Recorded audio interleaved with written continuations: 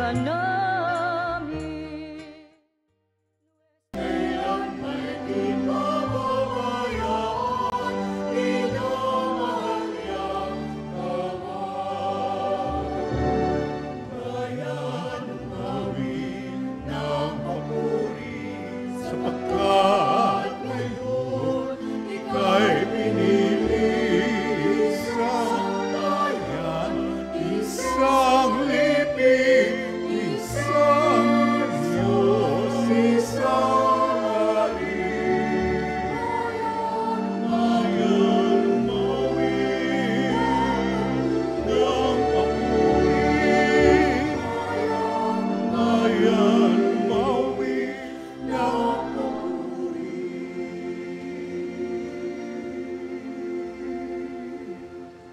Sa ngalan ng Ama at ng Anak at ng Espiritu Santo. Amen. Ang pagpapala ng ating Panginoong Hesukristo, ang pag-ibig ng Diyos Ama, at ang pakikipagkaisa ng Espiritu Santo naway sumainyong lahat. At sumainyo rin.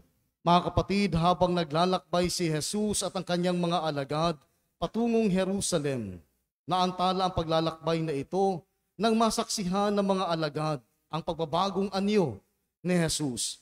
Sa bundok na iyon, nasilayan ng 3 alagad ang nalalapit na kaluwalhatian ng Panginoon. Pagamat sandali lamang ito ang naging bukal ng panibagong katatagan at lakas na magpapanatag sa kanila para sa nalalapit na pagsubok ng krus.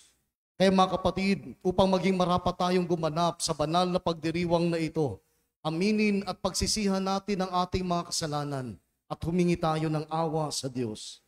Tayong lahat, inaamin ko sa makapangyarihang Diyos At sa inyo mga kapatid, na lubha akong nagkasala sa isip, sa salita at sa gawa, at sa aking pagkukulang, kaya isinasamo ko sa mahal na Birheng Maria, sa lahat ng mga anghel at mga banal, at sa inyo mga kapatid, na ako'y ipanalangin sa Panginoong ating Diyos. Kaawaan tayo ng makapangyarihang Diyos. Patawarin tayo sa ating mga kasalanan at patnubayan tayo sa buhay na walang hanggan. Amen.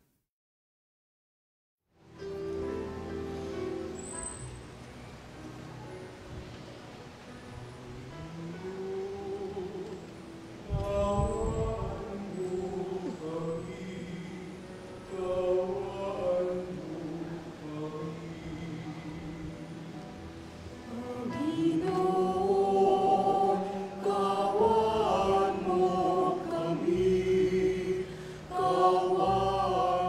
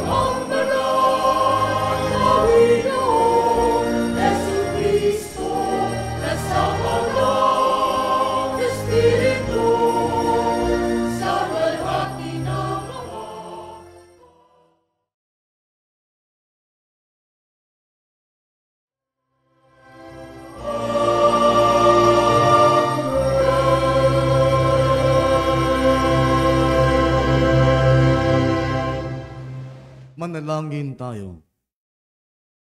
Ama naming makapangyarihan, sa pagliliwanag sa bagong anyo ng iyong anak, ang pananda ng aming sinasampalatayanan ay iyong binigyang patunay sa pagsaksi ng aming mga ninuno at inihayag mong kami lubos na kinukupkup bilang mga anak. Ngayon kami nakikinig sa iyong anak na pinakamamahal, kami naway paging dapatin maging tagapagmanang kanyang katambal. Sa pamamagitan niya, kasama ng Espiritu Santo, magpa sa walang hanggan. Amen. Magsipugo ang lahat. Ang pangitain ni Daniel tungkol sa pagtatagpo ng isang nabubuhay magpakailanman at ng anak ng tao ay panawagan sa mga Hudyo na manatiling tapat sa kanilang pananampalataya sa gitna ng mga pagpapahirap. Pagbasa mula sa aklat ni Propeta Daniel. Habang ako'y nakatingin, may naglagay ng mga trono. Naupo sa isa sa mga ito, ang isang nabubuhay magpakailanman. Kumikinang sa kaputian ng kanyang kasuotan at parang lantay na lana ang kanyang buhok. Ang trono niya'y nagniningning. Ang mga gulong nito ay apoy na nagliliyab. Waring agos ng tubig ang apoy na bumubuga mula sa trono. Ang naglilingkod sa kanya ay 1,000,000, bukod pa sa milyong-milyong nakaantabay.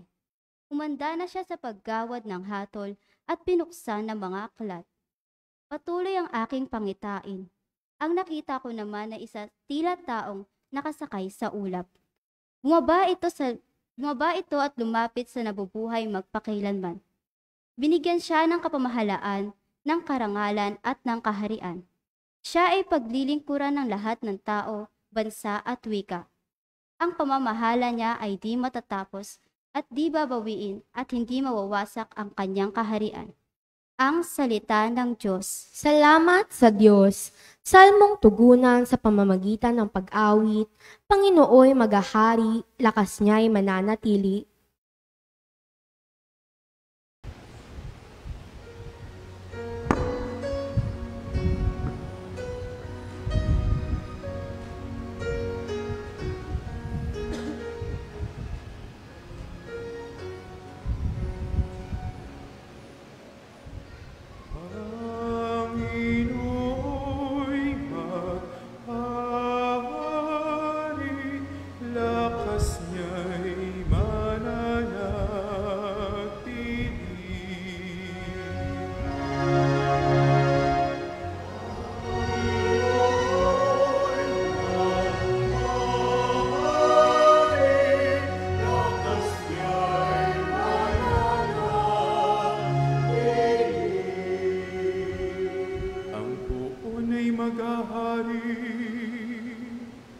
Magalak ang kalupaan,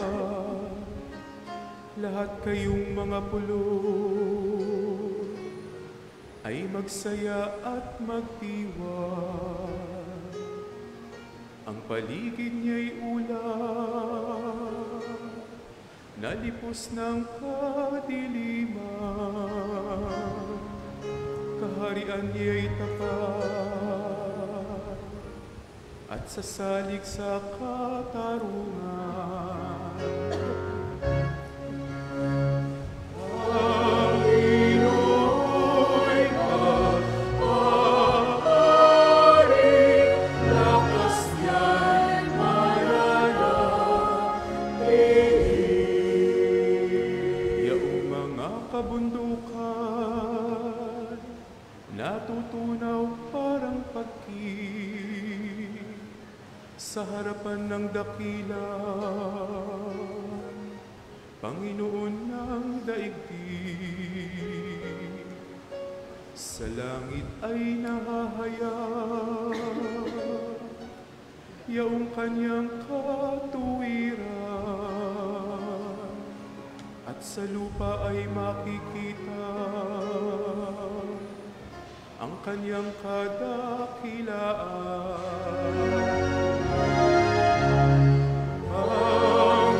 Pangino'y mahari, lakas niya'y mananatili.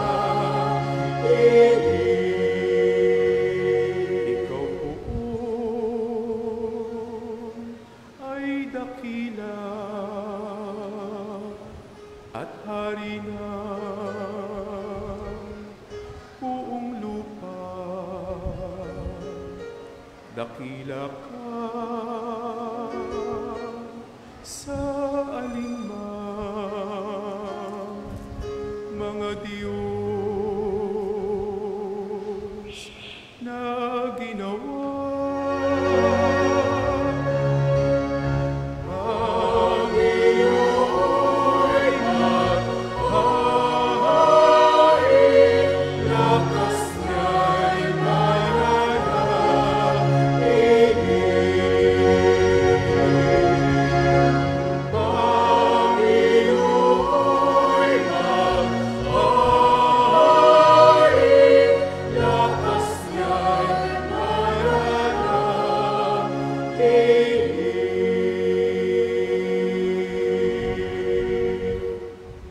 Binabahagi ni San Pedro ang nasaksihan niyang pagbabagong anyo ni Kristo.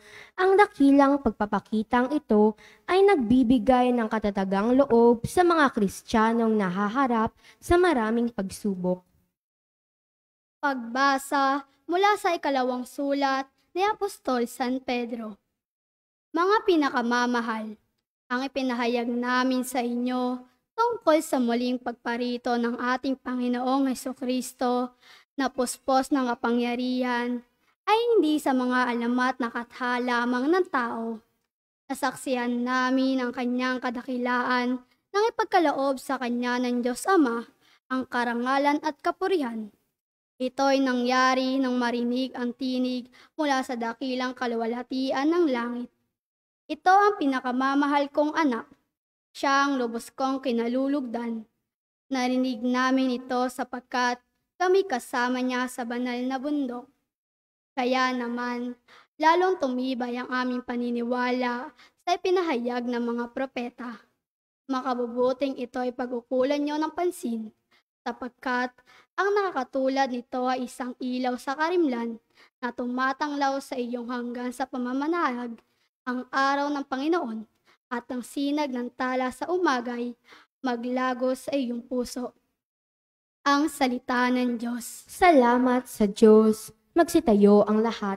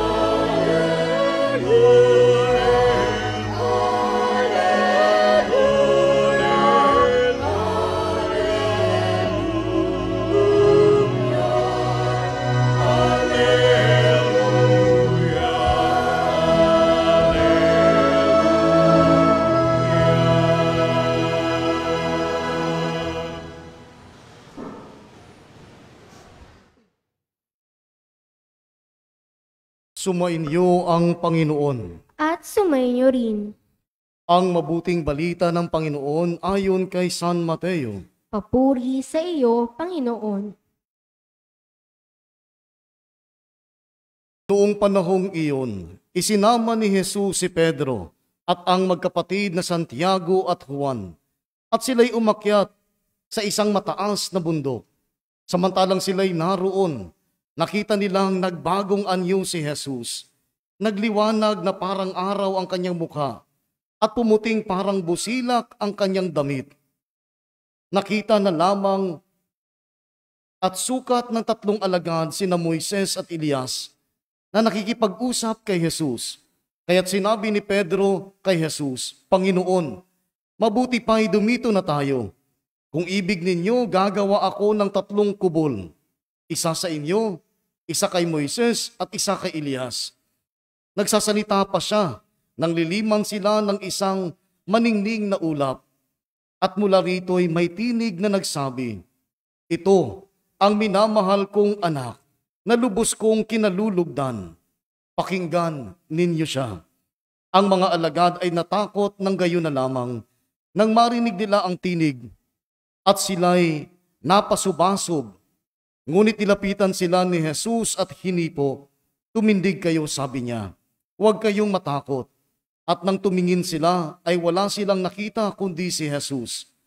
At habang bumababa sila sa bundok, iniutos ni Jesus sa kanila, Huwag ninyong sasabihin kanino man ang pangitain hanggat hindi muling nabubuhay ang anak ng tao. Ang mabuting balita ng Panginoon. Pinupuri ka namin, Panginoong Hesukristo. Magsiupo ang lahat. Mga kapatid, hindi maikakaila na lahat tayo ay naghahangad ng pagbabago o pag-unlad sa ating buhay. Halimbawa, merong iba gusto nila na mas maganda na ang kanilang bahay. O di kaya bibili ng bagong bahay o bumili ng bagong damit. Kung yung iba naman na hindi tanggap ang kanilang mukha, nagpapabago ng mukha. Yung ilong na medyo kinapos. Kailangan patangusin. O yung kulay mo na gusto mong pumuti. Tulad ng sinabi sa Ebanghelyo, na pag ikaw ay nasa kadiliman, ikaw ay magniningning, na parang araw. Kaya nandyan yung glutathione. At marami pang iba. Gusto natin magbago at merong pag-unlad sa buhay natin. Minsan gusto nating baguhin, maging ang ating pisikal na kaanyuan. Binibigyan natin ng kahalagahan ang pisikal o material na pagbabago sa ating buhay na nakalimutan ang espiritual na bahagi na higit na nangangailangan ng pagbabago sa ating buhay. Mga kapatid, ang ating ebanghelyo ngayon ay nagsasalita tungkol sa pagbabago ng itsura ni Jesus. Pinatutunayan nito ang kanyang tunay na pagkatao o pagkakakilanlan at pagiging Diyos. Ang pagpapakita ni Jesus ng kanyang nagbabagong anyo sa mga apostol ay nagpapatunay na siya ay Diyos na nananabik at nakikita ang ating pagbabago tungo sa ating tunay na pagiging anak ng Diyos na siyang kasakdalan sa Kanya. Dahil dito mga kapatid, kailangan natin ng matibay na pananampalataya upang laging makita ang liwanag na siyang Diyos, ang liwanag na nabagong anyo upang lahat tayo ay pumili at mamuhay sa liwanag at magbigay ng liwanag sa iba, lalo na sa mga nasa dilim pa. Hinahamon tayo ng ating pananampalatayang Kristiyano, gaya ng sinabi natin sa ating unang pagbasa na maari tayo maging saksi upang tumayo sa liwanag na si Kristo ang tunay na liwanag na magliliwanag sa ating buhay. Kaya ang pagbabago ng pamilyang Kristiyano ay maaring makamtan nating lahat dahil sasamahan ng Diyos ang bawat isa sa atin. Sa ating buhay, kung susubukan nating gawin ang naaayon sa kalooban ng Diyos, ang pagbabagong nais natin ay mapapasa atin.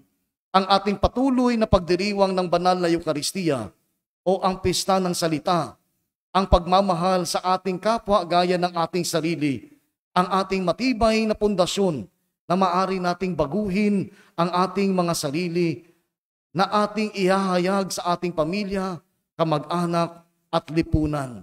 Kaya nga sabi doon sa Ebanghelyo, ito ang pinakamamahal kong anak. Pakinggan ninyo siya. At yung sinasabi ni Kristo, Huwag kang manahan sa dilim. Halika sa liwanag. No? Ako ang katotohanan, ako ang buhay, at ako lang ang daan. Wala nang iba. No? Kaya huwag na nating hanapin pa ang buhay sa labas. Huwag na tayong maghanapan ng katotohanan sa mundo. No? Huwag na nating hanapin yung daan patungo sa ating kaligayahan at kaligtasan sa maraming bagay sa mundo. No? Kasi mabibigo lang tayo. Sabi ni Kristo, siya lang ang katotohanan. Siya lang ang buhay. No? Siya lang ang tunay na daan. No? Kaya sabi ng Diyos, pakinggan ninyo siya. No? Walang ninanais ang Diyos Ama sa pamamagitan ni Kristo, kundi ang ating kabutihan at kaligtasan. Tama o tama? No? Meron bang ninanais ang Diyos na mapasama tayong lahat? Wala. No? Sa simula't simula pa, ang nais ng Diyos na tayo ay magiging lubos na maligaya. Pero anong ginagawa ng tao? Naghahanap siya ng ibang kaligayahan. No? Tulad sa mga kabataan. No? O, sabi ng Diyos, no? Pakinggan mo ang iyong mga magulang. No? Igalang ang mga magulang. Pag sinabi ng mga magulang, anak, mag-aral kayo. No? Pag-araw na paggabi, pag Sabado, no? Pag Biyernes, ay nako. Parang hindi na mag-aaral. Tapo na ang bag. Maalala na lang ang bag paggabi na ng Linggo o di kaya Lunes ng umaga. Ma, nasaan na yung bag ko, ma? Yung uniform ko, ma? No? O pag sinasabi ng mga magulang, anak, mag-aral ka. No? Sapagkat ito ang kalooban ng Diyos. No? Para paglaki mo, hindi ka maging mangmang. No? Pag pumunta ka sa lugar at hindi ka nag-aral, no? Yung address hindi mo mabasa. Soledad na. Wala na, naabutan ka na ng gabi, hindi mo pa nabasa yung address. Ligaw ka na. No? O minsan, ginagawa, imbis na mag-aral, anong ginagawa ng karamihang kabataan? ML. Laro ng laro. No? Valorant ng Valorant. COC ng COC. Yung mga babae naman. No? TikTok ng TikTok.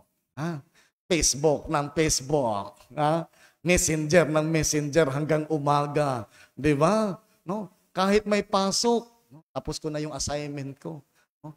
Ando na sa cellphone. Hala ka, pindot ng pindot, umabot na ng umaga. Pagdating sa klase, parang patay. Hindi na makasagot kasi hindi naman nakikinig, no? Oh, 'di ba? Di walang gusto ang Diyos kundi tayo. No, sino ang kawawa pag hindi ka nakikinig? Oh, anong isasagot mo pag exam? Wala. Oh, anong gagawin para makasagot? Angongopya. Tama o tama? Oh, 'di ba? Oh, sa mga nanay naman, no? Sabi ng Diyos, alagaan mo yung mga anak, no? O imbis na alagaan mga anak, no? Pagtitilaok ng manok saan na? Nasa kapitbahay, nagmamarites, wala pang luto sa bahay, nagmamarites na, nagmamarisol, no? Ganon din ang mga tatay, no? Imbis na magtrabaho, no? Golf ng golf, golf ng golf, o walang trabaho, walang makain ang pamilya, away ang kahinatnan. Oh, 'di ba? Kaya sabi ng Diyos sa atin, ng Diyos Ama, ito ang pinakamamahal kong anak. Isinugo ko siya para kayo ay tunay na maging maligaya at maliligtas. Kaya sabi ng Diyos Ama, pakinggan ninyo siya. No? Sapagkat siya ay nagdadala ng buhay. No? Hindi lang basta buhay, kundi buhay na walang hanggan. No? Ibibigay niya sa atin yung daan patungo sa Ama, yung ating magiging buhay. No? Dadalhin tayo ni Kristo sa kaharian ng Diyos. Kaya nga mga kapatid, habang namumuhay tayo sa buhay Kristiyano, maraming beses tayong hinahamon na magbago. Hindi lamang sa pagbabago ng pisikal na kaanyuan, kundi higit sa lahat ang pagbabago ng ating puso at pagkatao na laging matatagpuan saan? Sa kadiliman, sa kasalanan, no? Sa kasamaan. No? At ito ang dahilan kung bakit pinahahalagahan natin ang pagsisikap na baguhin ang kailaliman ng ating buhay. Unti-unti nating aalisin ang mga balakid na nagpalubog sa atin sa dilim ng kasalanan. At si Kristo ang tanging liwanag na tatanglaw sa ating pagpapakasala. Kaya tayo ngayon ay hinahamon na magbago at baguhin natin ang takbo ng ating buhay upang tayo ay maging tunay na anak ng Diyos at liwanag sa iba. No? Kaya nga sinasabi ng Salmo, kung ngayon napakinggan mo ang tinig ng Panginoon, ng Ama, na nagsasabi, ito ang pinakamamahal kong anak, si Kristo, pakinggan ninyo siya. Sana buksan natin ang ating tenga at ang tenga ng ating puso. Hayaan natin na ang salita ng Diyos ay manahan doon at magkakaroon ng pagbabago sa ating buhay. Sa ngalan ng Ama, ng Anak at ng Espiritu Santo. Amen. Magsitayo ang lahat at ipahayag natin ang ating pananampalataya. Sumasampalataya ako sa Diyos sa lahat na may gawa ng langit at lupa. Sumasampalataya ako kay Jesucristo, iisang anak ng Diyos, Panginoon nating lahat. Nagkatawang tao siya, lalang ng Espiritu Santo, ipinanganak ni Santa Mariang Birhen, pinagpakasakit ni Poncio Pilato, ipinako sa krus, namatay inilibing, nanaog sa kinaroonan ng mga yumao, na may ikatlong araw na buhay namang muli, umakyat sa langit, naluluklok sa kanan ng Diyos, amang makapangyarihan sa lahat. Doon magmumulang paririto at huhukom sa nangabubuhay at nangamatay na tao. Sumasampalataya naman ako sa Diyos Espiritu Santo, sa banal na simbahang Katolika, sa kasamahan ng mga banal, sa kapatawaran ng mga kasalanan, sa pagkabuhay namang muli ng mga namatay na tao, at sa buhay na walang hanggan. Amen. Mga kapatid, sa kanyang pagbabagong anyo, ipinakikita ni Jesus ang kaluwalhatiang maaari nating makamit kung susundin natin siya sa pagtahak ng daan ng sakripisyo at paghahandog ng sarili. Buong puso nating idalangin sa Ama. Ama, aming Diyos, liwanagan mo kami. Ama naming Diyos, liwanagan mo kami.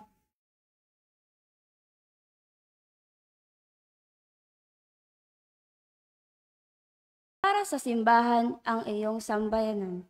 Gabayan mo nawa kami upang manatiling tapat sa iyong salita. Sa harap ng mga pagtuliksa at pagsubok, manalangin tayo. Ama naming Diyos, liwanagan mo kami. Para sa mga pinuno ng simbahan at pamahalaan, liwanagan mo nawa ang kanilang isip upang magawa nila kung ano ang mabuti, tama at nararapat. Bagamat ito'y may kahirapan, manalangin tayo. Ama naming Diyos, liwanagan mo kami. Para sa kabataan, akayain mo sila lumapit at makinig sa iyo. Panibaguhin mo sila sa pamamagitan ng mga mas nakakatanda sa kanila. Silang handang maging modelo ng pag-ibig at matiwasay na pamumuhay. Manalangin tayo. Ama naming Diyos, liwanagan mo kami. Para sa mga yumao, akayain mo sila sa iyong walang hanggang liwanag. Manalangin tayo. Ama naming Diyos, liwanagan mo kami. Sa ilang sandali ng katahimikan, ating ipanalangin ang iba pang mga pangangailangan ng ating pamayanan, pati na rin ang ating pansariling kahilingan.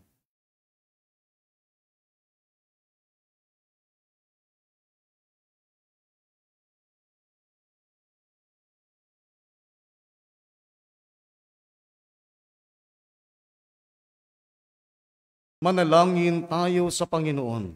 Ama naming Diyos, liwanagan mo kami. Panginoon, pukawin mo ang aming mga puso at gawin kaming bukas sa iyong biyaya. Tulutan mo kami ng pagpapakumbaba upang manatili kaming tapat sa iyo at sa iyong anak na si Jesucristo ang aming Panginoon. Amen. Magsiupo ang lahat para sa pag-aalay.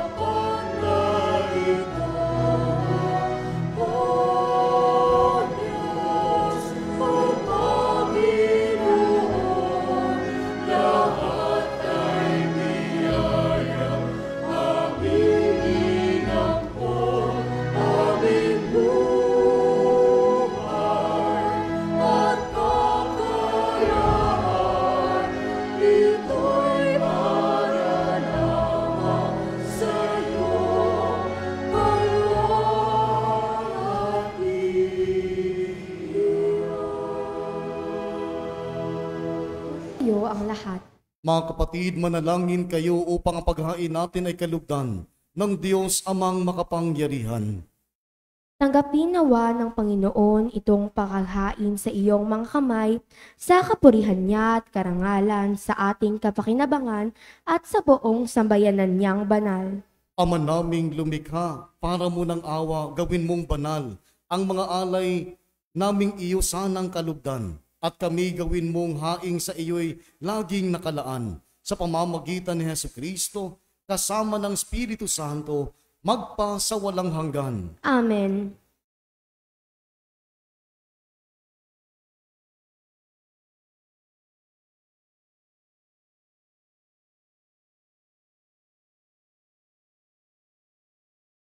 Sumainyo ang Panginoon. At sumayo rin. Itaas sa Diyos ang iyong puso at diwa. Itinaas na namin sa Panginoon. Pasalamatan natin ang Panginoong ating Diyos. Marapat na siya ay pasalamatan.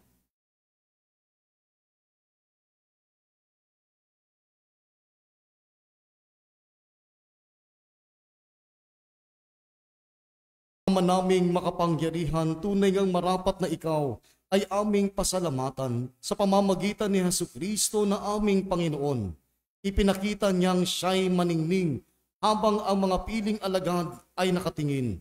Pinuspos niya sa kaliwanagan ang katawan niyang di iba sa karaniwan. Dito'y pinawi niya ang pangambat takot ng mga alagad sa magaganap sa krus. Dito'y inilahad niya sa kanyang sambayanan na magliliwanag ang tanang kanyang pinangunguluhan, kaisa ng mga anghel na nagsisiawit ng papuri sa iyo nang walang humpay sa kalangitan. Kami nagbubunyi sa iyong kadakilaan.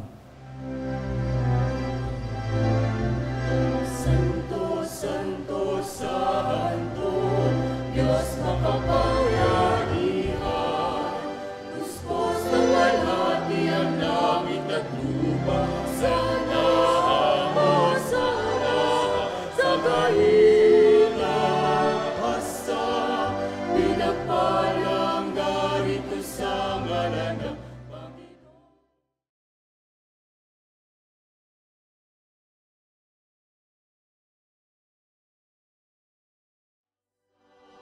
Hosanna, Hosanna, sa kahilang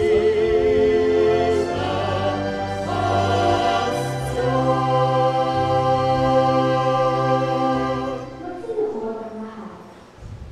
Ama naming banal, ikaw ang bukal ng tanang kabanalan.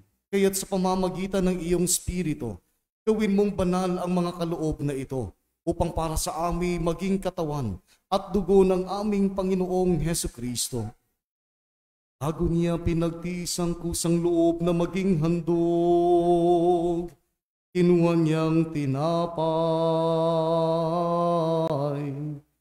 Tumingala sa iyo, Ama, Ama, pinasalamatan kanya.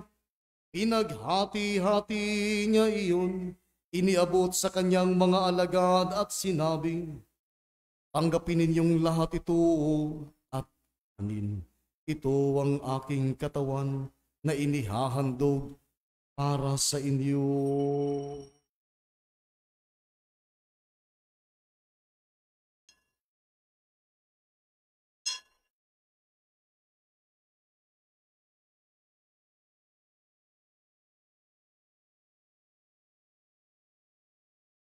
Gayon din naman nung matapos ang hapunan, kinuha niya ang kalis.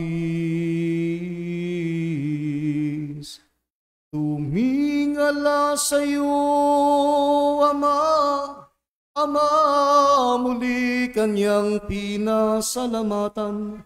Iniabot niya ang kalis sa kanyang mga alagad at sinabing, tanggapin ninyong lahat ito at inumin.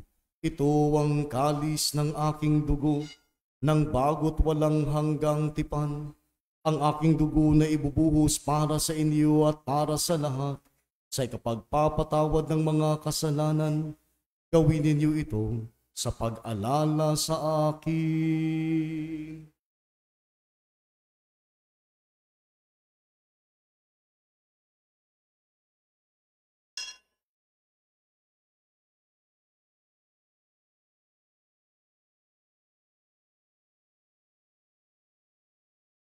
Ipagbunyi natin ang misteryo ng pananampalataya.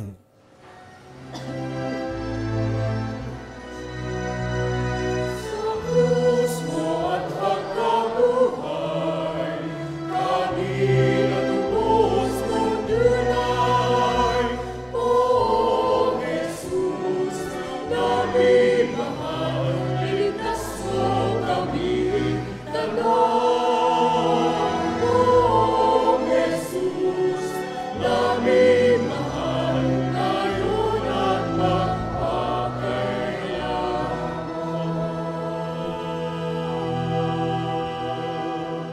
Ama, ginagawa namin ngayon ang pag-alala sa pagkamatay at muling pagkabuhay ng iyong anak. Kaya't inialay namin sa iyo ang tinapay na nagbibigay buhay at ang kalis na nagkakaloob ng kaligtasan. Kami nagpapasalamat dahil kami iyong minarapat na tumayo sa harap mo para maglingkod sa iyo. Isinasamo namin kaming magsasalo-salo sa katawan at dugo ni Kristo ay mabuklod sa pagkakaisa sa pamamagitan ng Espiritu Santo. Ama, lingapin mo ang iyong simbahang laganap sa buong daigdig. Puspusin mo kami sa pag-ibig, kaisa ni Francisco na aming Santo Papa at ni Jose na aming Arsobispo at ng Tanang Kaparian. Alalahanin mo rin ang mga kapatid naming nahimlay nang may pag-asang sila'y muling mabubuhay. Gayon din ang lahat ng mga pumanaw. Kaawaan mo sila at patuloyin sa iyong kaliwanagan. Kaawaan mo at paging dapatin kaming lahat na makasalo sa iyong buhay na walang wakas. Kaisa ng mahal na Birheng Maria na ina ng Diyos at ni San Jose na kanyang sposo. Kaisa ng mga apostol at lahat ng mga banal na namuhay dito sa daigdig ng kalugod-lugod sa iyo. Maipagdiwang nawa namin ang pagpupuri sa ikararangal mo sa pamamagitan ng iyong anak na aming Panginoong Hesukristo. Sa pamamagitan ni Kristo, kasama niya't sa Kanya,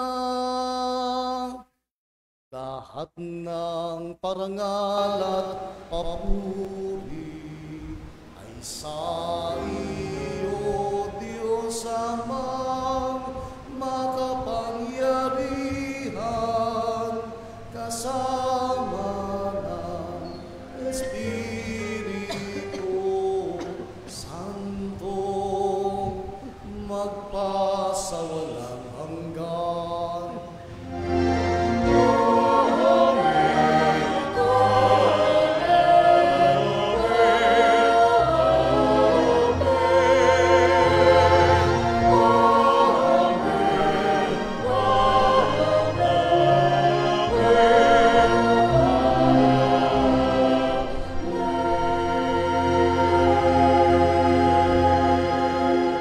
Mga kapatid, tinuruan tayo ni Jesus na tumawag sa Diyos bilang ating Ama. Ngayon, lakas loob nating dasalin ang dasal na itinuro niya sa atin.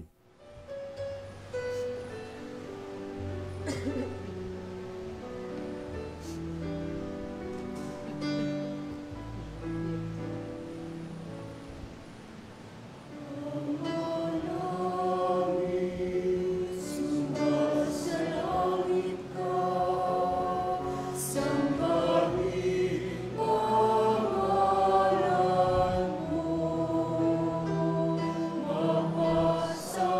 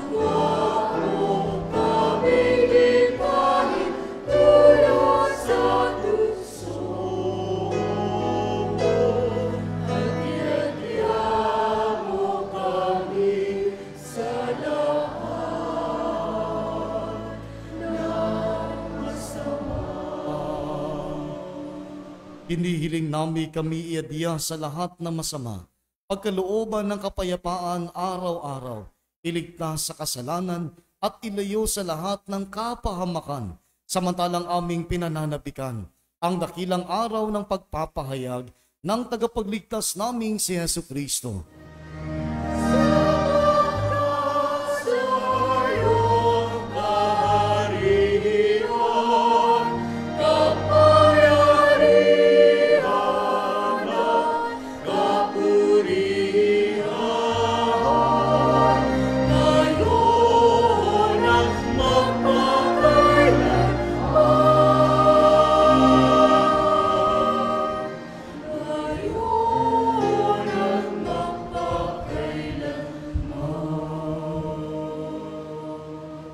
Panginoong Hesu Kristo, sinabi mo sa iyong mga apostol, kapayapaan na iniiwan ko sa inyo. Ang aking kapayapaan na ibinibigay ko sa inyo. Tunghayan mo ang aming pananampalataya at huwag ang aming mga pagkakasala. Pagkalooban mo kami ng kapayapaan at pagkakaisa ayon sa iyong kalooban, kasama ng Espiritu Santo, magpa sa walang hanggan. Amen. Ang kapayapaan ni Kristo ay laging sumainyo. At sumainyo rin. Magbigayan tayo ng kapayapaan sa isa't isa. Peace be with you.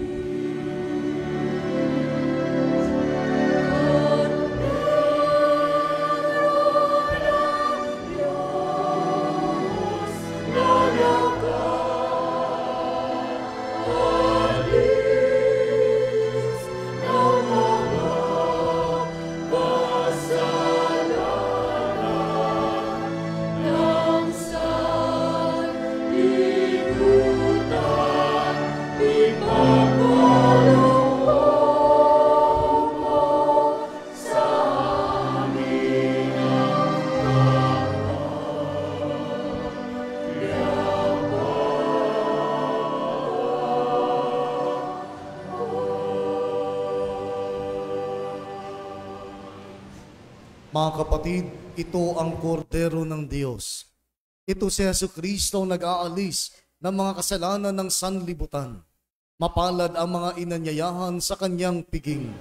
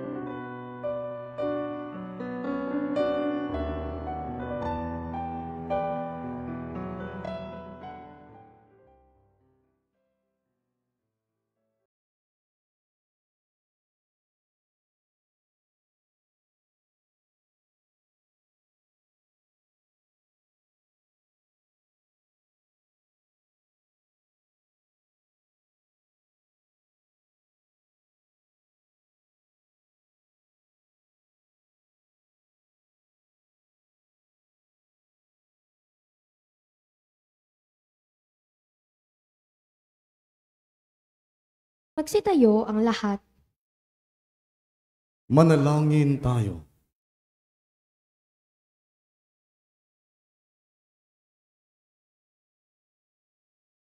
Ama naming mapagmahal, ang tinanggap naming banal na pakikinabang ay siya nawang magbago sa amin sa ikapagiging kalarawan ng niloob mong magpamalas ng pagliliwanag sa bagong anyo bilang aming tagapamagitan, kasama ng Espiritu Santo, magpa sa walang hanggan. Amen. Walang announcement, no? Sumainyo ang Panginoon. Magsiyuko kayo samantalang ginagawad ang pagpapala. Ama naming makapangyarihan, lingapin mo ang tanang nagtitiwala sa iyo at pagpalain mo ng kalayaan mula sa lahat ng mga nakapipinsala.